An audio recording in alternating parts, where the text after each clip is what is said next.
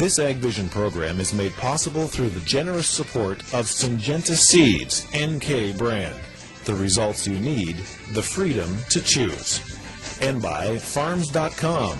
Ag news, market prices, ag careers, and farm real estate. You'll find it all at Farms.com. Well, it's been called one of the most important developments taking place in farm management, peer resource groups. Today, the top manager team describes how resource sharing and personal networking will give Canadian farmers a significant advantage.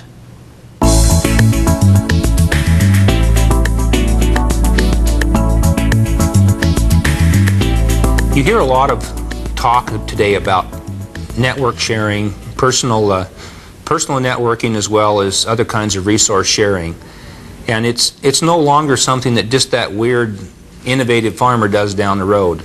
It's becoming a regular practice that's being used by many of our farmers. And it's something that used to be limited primarily to equipment, but if you want to take this concept to the ultimate, we need to look at it as a tool that can be used in just about any part of our business. People are using marketing alliances to bring the best resources together to jointly market and to expand beyond the resources that are simply available on one farm. Things like going together and hiring a good chief financial officer. I don't know very many farmers that like to do bookwork, and even less have the ability in their bookkeepers to do really quality financial analysis.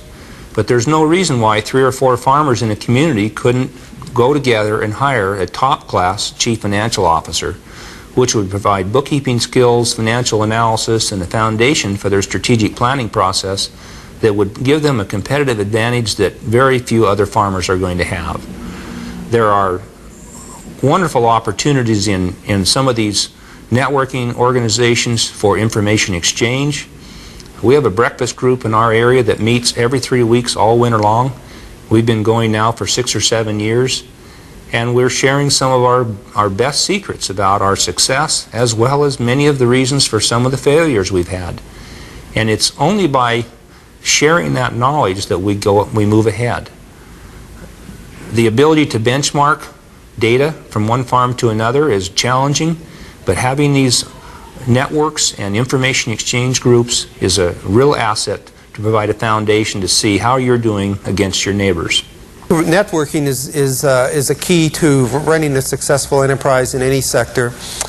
Leading farmers have really remarkable networks.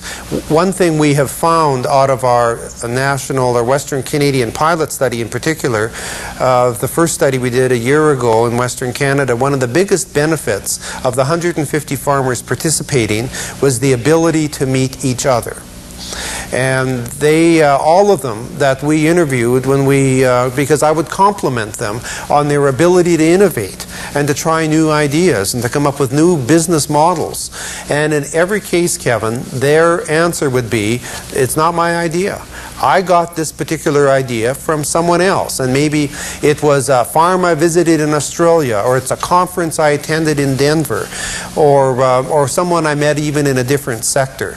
So that's networking is an incredibly effective way of identifying business ideas or just new ideas, new concepts, new ways of doing things. A lot of these farmers make an effort to go to conferences, but they go to conferences outside their province or state. And some of them say that when they go out somewhere or even go on vacation, they're looking for one idea they can bring back. And so they're quite focused, and they're very happy with one new idea. So networking is very important. I think this is one of the most important things and biggest development that's taking place in management, and that's the peer groups in terms of personal networking. That is where you put together a group of people to involve in getting feedback, to benchmark, to bounce your ideas off of, and to basically develop business relationships with in terms of looking for more information, seeking expertise, and compensating for your weaknesses. In terms of resource sharing, there's a lot of ways to do that. There's obviously just trading equipment as many fathers and sons do or neighbors do. But what's become more common over the last few years is people in different parts of the country actually joint owning combines, cotton pickers, planters, other things as a way to spread their fixed cost.